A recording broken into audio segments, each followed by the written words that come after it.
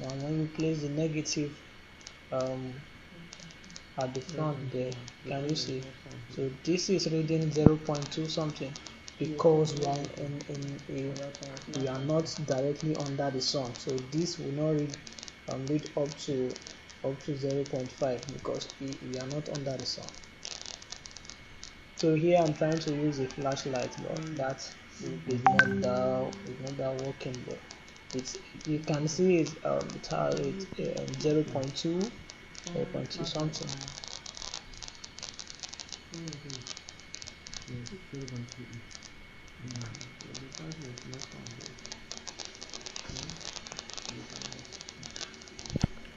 So it is using 0.5 as a base. But then, depending on what you want to produce, depending on what you want to use the solar panel you want to inject, that will determine the voltage you want to work with. So depending on what you are planning to use the solar panel to charge, so that will largely dictate how you are going to work with the solar cell. So looking at this example now, this is a finished solar panel. This particular panel is 12 watts and is 6 volts. So because they want to charge a floodlight, this is made to charge a floodlight. So and the floodlight is having a battery of 20 amps 3.4 volt lithium ion battery. So a 3.4 volt lithium ion battery will be successfully charged with a panel of 6 volt.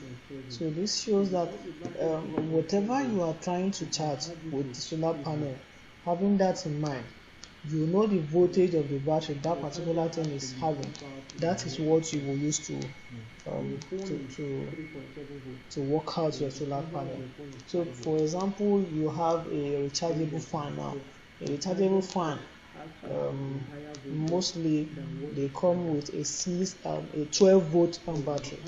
Most rechargeable fans comes with a 12 volt rechargeable battery. So if you plan to charge something like that, you want to charge a 12 volt battery, a rechargeable fan. So you need to produce a panel that is a minimum of 15 volts. That's the minimum.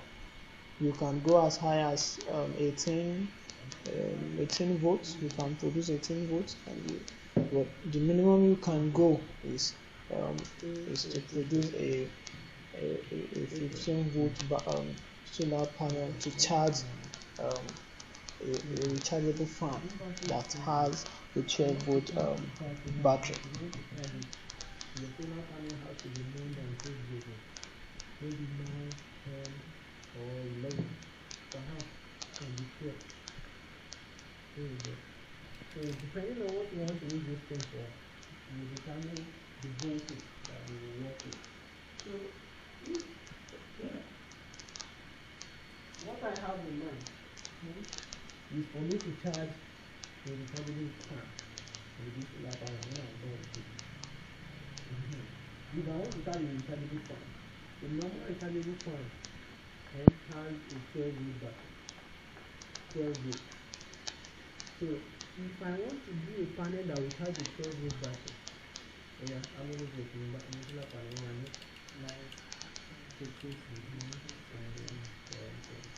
can be 12. It has to be higher than the voltage of the battery. So now, if what I want to get is 16 volts, let me say 16 volts. I want to charge a 12 volt battery. Let me say I need 16 volts. So if I want to do 16 volts, and now solar cell, think of that. So the beauty of a solar cell is that though each cell produces 0.5 volts, if you cut the cell, if you cut one cell into two places, each of those pieces will still produce a 0.5 volt.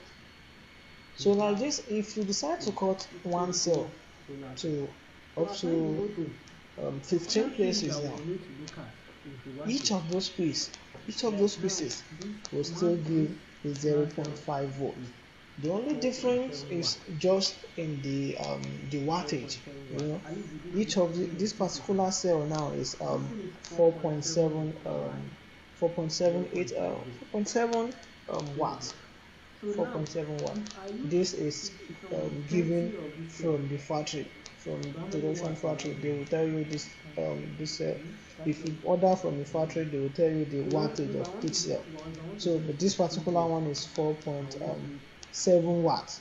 So if you decide to cut this cell to maybe 15 pieces now, each of those pieces will give a 0.5 volt.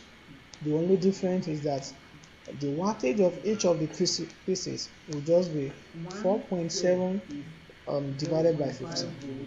That's the only difference. 4.7 watts.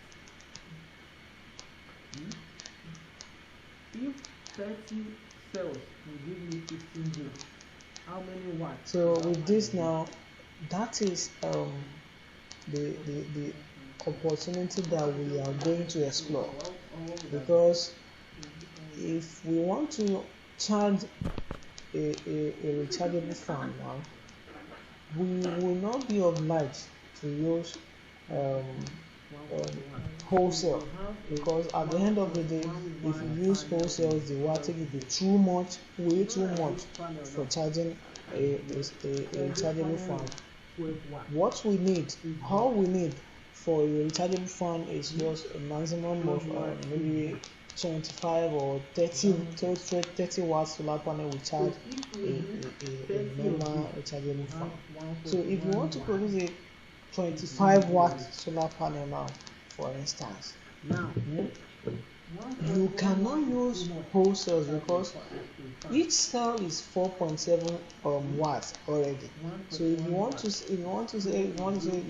whole cell now, how many of 4.7 watt solar panel? So how many 4.7 watt cells can we find in 25 cells? So that would just be roughly 5. Can you see now? So if we have 5 cells, that gives us a 25 watt solar panel. But then how about the voltage? So if you arrange these 5 cells now, each cell gives a 0.5 volts. So the 5 will only give it 2.5 volts. 2.5 volt, and that is not enough to charge a 12 volt battery. Remember we said a normal rechargeable fan normally has a 12 volt battery.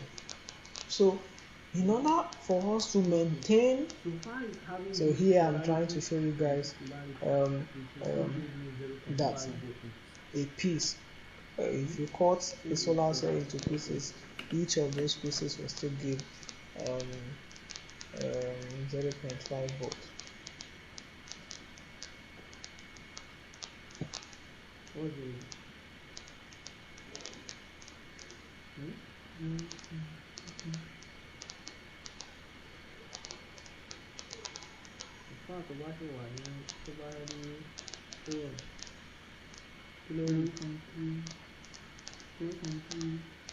So like now you can see it's still reading 0.29 or 0.28. Can you see? It's still reading 0.2, 0.28, 0.27. So even if you cut further, the only thing that matters is that each of those pieces must have the polarity. It must have the negative and the positive. That's just the condition. If the piece is still having the polarities, it will still give you the same voltage. Can you see now? Even after cutting, it's still giving us a 0.27, the same voltage. The only difference is just the wattage. So exploring this avenue now, this is what we will use to achieve our voltage and at the same time maintaining the wattage. So now we want to produce a 25 watt solar panel that is 15 volts. You get now? 15 volts, and still it will still remain 25 watt solar panel. So how we need to do is just looking at the positive terminals. You can see that it's having a 15 polarities.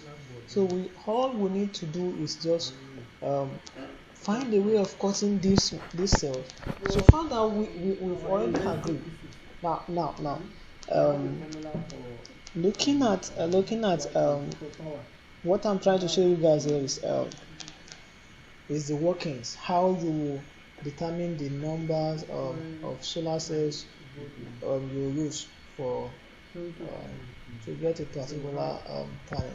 So here from our elementary physics, we have work, that's in watt to the IV, that is the voltage times current. So voltage times current will give us the wattage. So here we said a solar cell gives a 4.7 watts and is 0.5 volts. So that gives us using W equals IV, we have 4.7 equals high 0.5 or 0.5 I evaluate. So using this simple formula, we just divide the 4.7 divided by 0.5. That gives us the ampage at which the solar cell charges the battery. So here, if you now decide to cut this solar cell into 15 pieces now, it means that the wattage will be 4.7 divided by 15. So that gives us the wattage of each pieces. So to get the current of that piece, that particular piece now, we now so you just use what you got from that calculation and then divided by got from 0.5. That will give you the current of the small piece.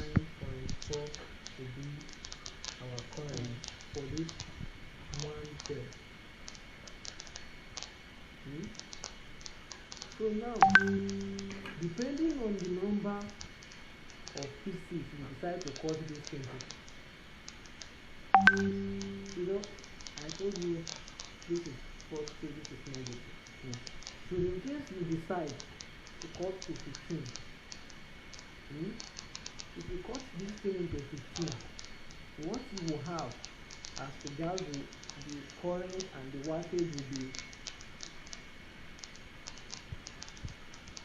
if you cut to 15, it will just be 4.7 divided by 15. What would that be? 4.7 divided by 15.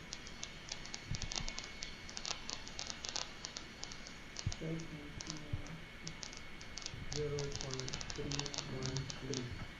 That would be the wattage of one piece. Like this, if you cut this into 15 pieces, it will be something small like this. So now we have 0.313 watts. So and it will still be 0.5 volts. Do you get now? So the current will now be 0.5 volts. So here if we decide to build a 25 watt solar panel now, it means that we'll need 5 of 4.7 watt solar cells. That's roughly give us 20 something, not really up to 25 watts. It will still do the job. So now if we have 5 solar cells, so that